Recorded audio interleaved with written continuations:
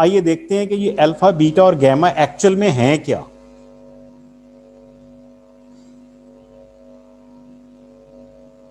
Alpha,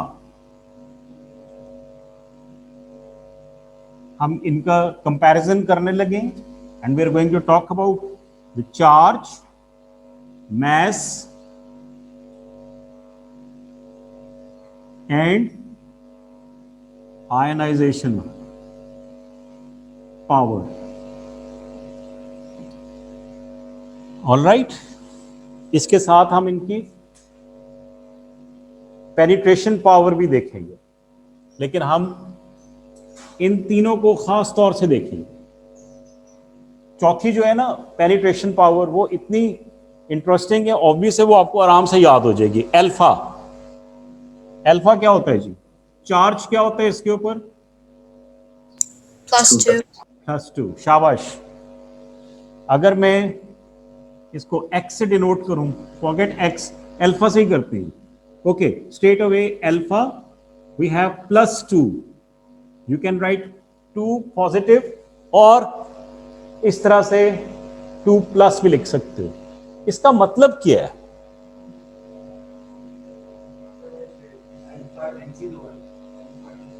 okay, ये double positive charge है इसके ऊपर।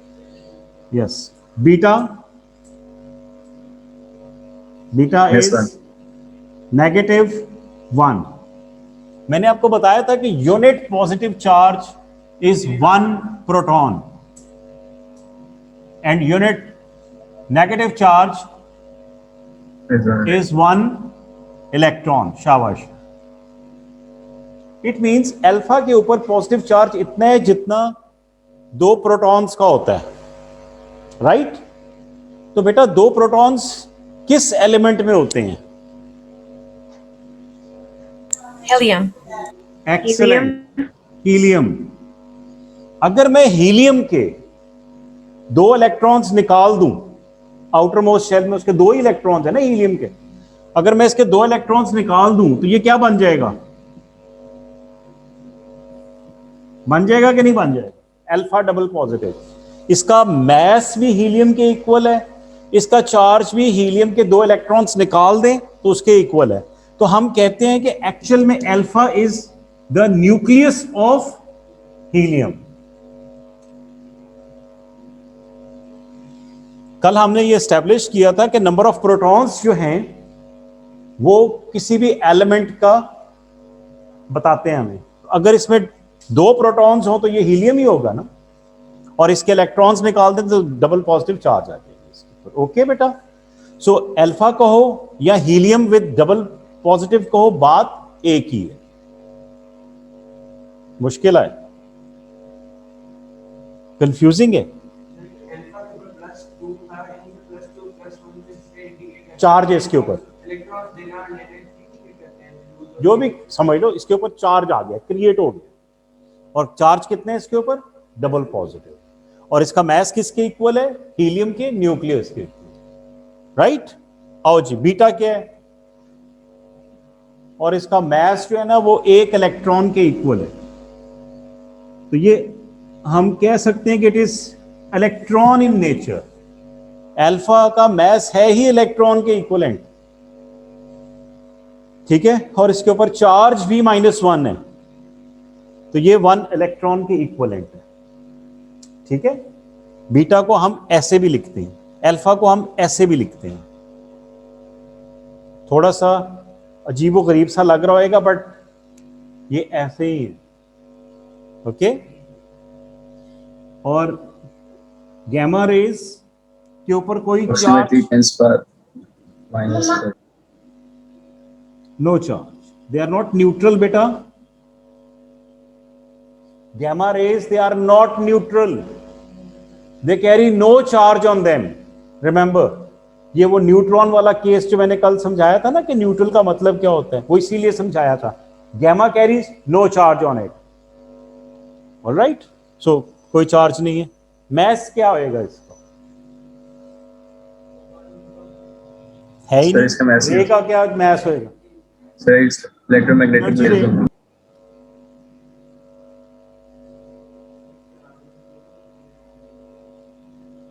लिखेंगे नेट चार्ज नहीं, चार्ज है ही नहीं इस पे। सनलाइट पे कोई होता है चार्ज? मैं कहूँगी ये न्यूट्रल है, कह सकता हूँ मैं ये न्यूट्रल है? नहीं कह सकते। It carries no charge. Neutral वो होता है जिसमें पॉजिटिव नेगेटिव दोनों हो। तो gamma carries no charge on it, है ही नहीं सिरे से, इसमें एनर्जी रे है। ठीक हो गया। आयनाइजेशन, आयनाइजेशन क्या होती है जी बेटा? तो बच्चा बता रहा है वहां से। जी मरियम, जी शाहिर बताइए जोर से। सर तो वाटर के अंदर मतलब कि कंप्लीटली आयनाइज्ड हो जाए। All right, okay.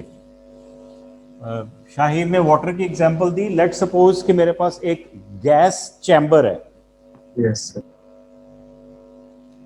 Gas chamber है या एक कंटेनर है इस तरह का स्पेशल किस्म का कि इसके आगे मैंने एक ऐसी शीट लगाई हुई है जिसमें से ये रेस पास हो सके।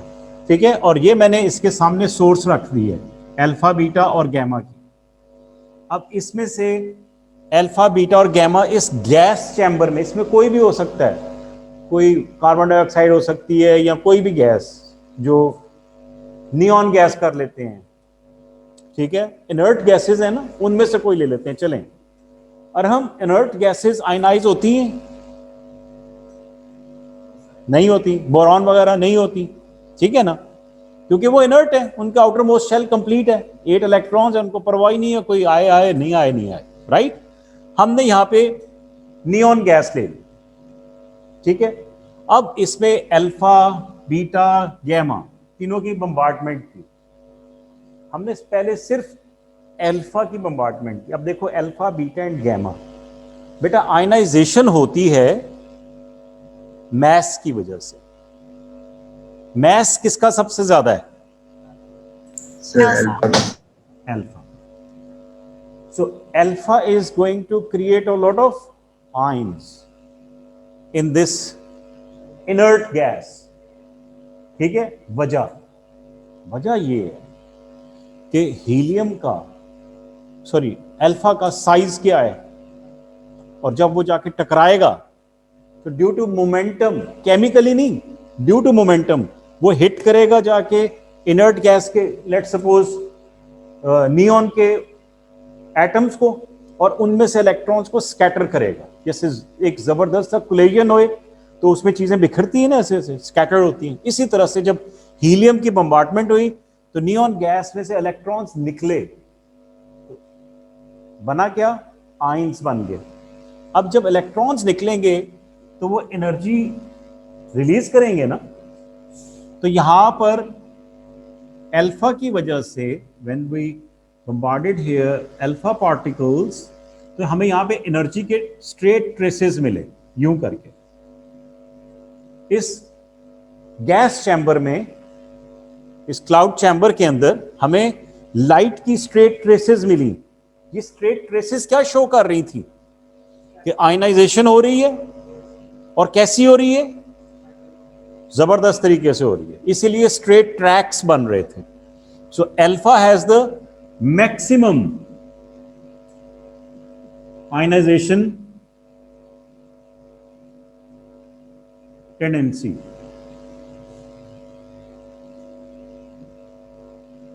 ठीक है, बीटा कितने मैसिव हैं? 1 इलेक्ट्रॉन। क्या ख्याल है, आयनाइजेशन होएगी यहां पे? बिल्कुल नहीं होएगी। यस सर, होगी। सर होगी लेकिन कम होगी। कम होगी, शाबाश, काफी कम। ऐसी ब्रोकन लाइंस, टूटी हुई थोड़ी थोड़ी सी, कम ऐसी। राइट, हाँ, मिनिमम तो नहीं है, हम कह सकते हैं कि लेस आयनाइजेशन पावर। आप टेंडेंसी नहीं लिखना चाहते तो पावर लिख दो, लेस आयनाइजेशन पावर। लो जी, गैमा आ गई, ये बीटा था, अब गैमा। इसकी तो बिल्कुल बिल्कुल भी नहीं होती, कोई शायद एक आध डॉट ऐसे ऐसे लगा हुआ नजर आए तो होता है, बस एक आध डॉट कहीं पे होता है, तो इसकी कोई भी आयनाइजेशन पावर नहीं है।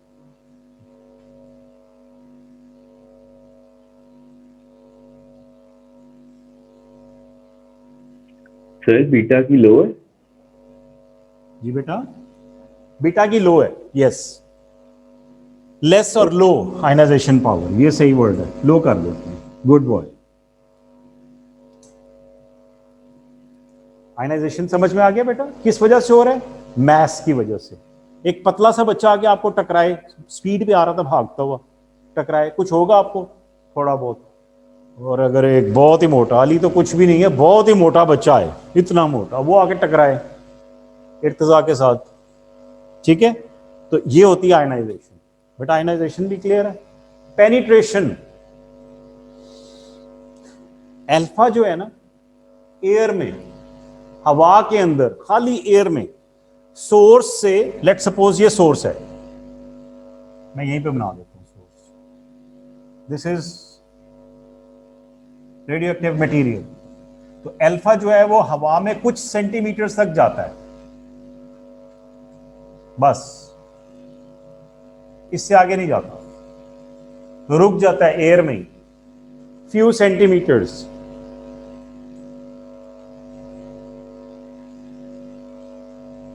Penetration power in air few centimetre है, तो अंदाजा कर सकते हो, क्योंकि रीजन क्या है इसका? मैसिव है, ठीक है।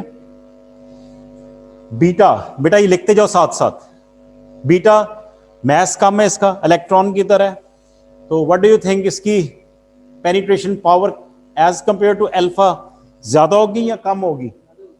ज्यादा होगी, ठीक है, यस। ये कोई 1.5 या 2 मीटर्स तक जाता है एयर में, और अगर हम पेपर की शीट रखें ऐसी, पेपर की शीट, तो उससे ये रुक जाएगा, it can not pass through simple paper, okay. Aluminium की शीट, जो एल्युमिनियम नहीं होता किचन में हम यूज करते हैं गरम, हाफ ऑयल का, उसमें से भी ये पास नहीं हो सकता। ऑलराइट, अब आपका दोस्त गैमा रेज, ऑलराइट, ये कर जाएगा, और हम कितना करेगा? काफी ज्यादा करेगा, कोई गैस? पेपर में से भी पास कर जाएगा जी, हरमैन कहां से भी और पास कर जाएगा? इस दीवार से कर जाएगा, ये इतनी मोटी दीवार है, ओके, ये इस दीवार से भी कर जाएगा, इतनी मोटी ब्रिक वॉल से भी। इसको कम से कम इतनी थिक वॉल चाहिए, लेड की बनी हुई, स्टील की नहीं, उसमें से कर जाएगा। Lead is the massive one, उसकी डेंसिटी बहुत ज्यादा है, तो इतनी 2.5 इंचेस थिक लेड वॉल इसको शायद रोक ले। सर 5 सेंटीमीटर की होती है तकरीबन। और बेटा ये जो एटॉमिक ब्लास्ट होता है, बॉम्ब, उसमें जो सबसे ज्यादा डिस्ट्रैक्शन होती है वो हीट निकलती है, tremendous amount of heat energy. पहले 2 सेकंड में 4 किलोमीटर के रेडियस में लोग एवेपोरेट हो जाते हैं। क्या हो जाते हैं? एवेपोरेट। और उसके साथ alpha, beta and gamma rays निकलती हैं, तीनों, दोनों पार्टिकल्स और रेज। अल्फा बीटा तो थोड़े थोड़े फासले तक ही जाएंगे ना, रुक जाएंगे, और गामा रेज इंशाल्लाह दूर दूर तक।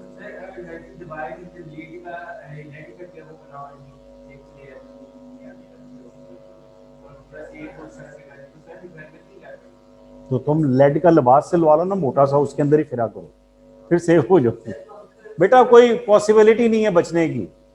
जो बंकर्स बनते हैं, हाँ जी, जैसे वो व्हाइट हाउस में है, प्रेसिडेंट के लिए अंदर बनाया हुआ उन्होंने, वो एटॉमिक ब्लास्ट हो भी जाए तो उसमें वो सेफ रहेगा। वो पता नहीं कितनी थिकनेस है उसकी और कितने साल का रिजर्व, सारी चीज इन्होंने अंदर रखी हुई है उसके लिए।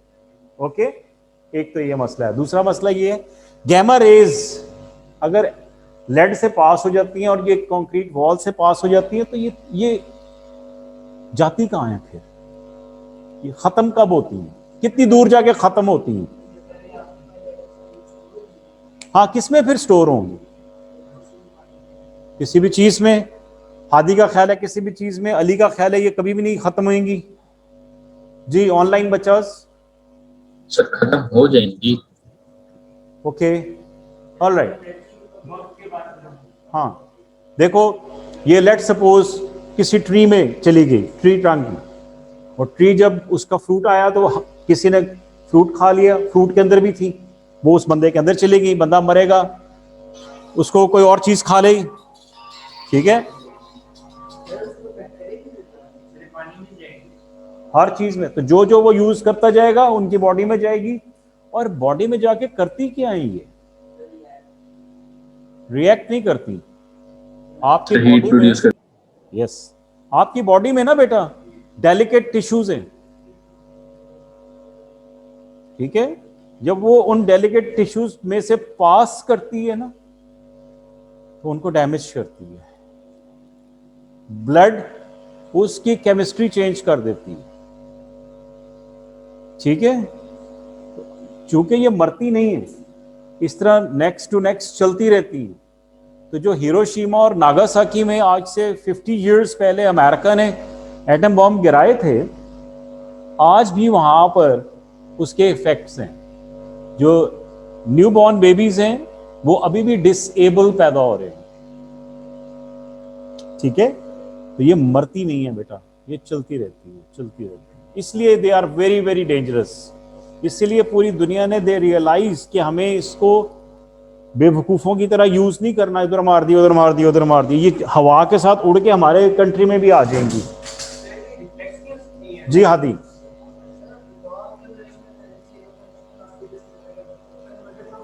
नहीं ये कन्वर्ट नहीं ना हो पा रही, ये अलग तरह की, हाँ ये और तरह की एनर्जी है। बारी बारी बेटा। जी इर्तजा, हाँ जी इर्तजा का क्वेश्चन है कि क्या हमें पता चल सकता है कि यहाँ पे रेडियोएक्टिव रेज हैं? किससे पता चलेगा? उसका नाम क्या होता है? डिटेक्टर। शाबाश, हाँ गीगर मूलर या गाइगर मूलर जो भी कह लो उसको, जीएम ट्यूब कहते हैं उसको, रेडियोएक्टिव डिटेक्टर, हम वो भी पढ़ेंगे, ठीक है। आज हमने बेटा अल्फा बीटा और गैमा इनकी प्रॉपर्टीज पढ़ी है। ये बहुत इंपॉर्टेंट है, इजी हैं, बहुत इजी है, but they are equally very important. एक दो सवाल इसमें से आते ही आते हैं। तो आपके पास जो कोई बुक है उसमें से इनको देखो, और अगर किसी के पास बुक में ये नहीं है तो बेटा तुम लोग पैरालाइज नहीं हो, हर चीज तुम लोग नेट से उतार लेते होते हो 2 मिनट में। तो थोड़ी सी हिम्मत करो, पढ़ने लिखने की भी रिसोर्सेज अपनी पूरी किया करो, ठीक है। हर वक्त कंप्लेसेंट नहीं रहते कि मेरे पास ये नहीं है और उसमें ये नहीं है तो ये नहीं है, गो फॉर द सॉल्यूशंस। तो बेटा ये आपने अच्छी तरह से करके आना है। हमारी सारी की सारी अगले 2 दिन इसी के ऊपर है, राइट। हम हाँ होंगी रिफ्लेक्ट, तो बेटा शीशे के अंदर पेनिट्रेट कर जाएगी, रिफ्लेक्ट उसने क्यों ना, मतलब तुम शील्ड लेके खड़े हो और आगे से गोली आ रही, वो शील्ड के अंदर से गुजर जाए तो रिफ्लेक्ट तो नहीं हो रही ना, ये तो पेनिट्रेट हो रही है, इसकी वेरी हाई पेनिट्रेशन पावर है, ठीक है। तो ये रुकती नहीं है। पेनिट्रेशन पावर का मतलब है हाई वेलोसिटी नहीं। इन सब की स्पीड किसके इक्वल है जी? Excuse me, speed alpha beta और गैमा तीनों की स्पीड क्या है? Velocity of light. तीनों वेलोसिटी ऑफ लाइट से मूव करती है।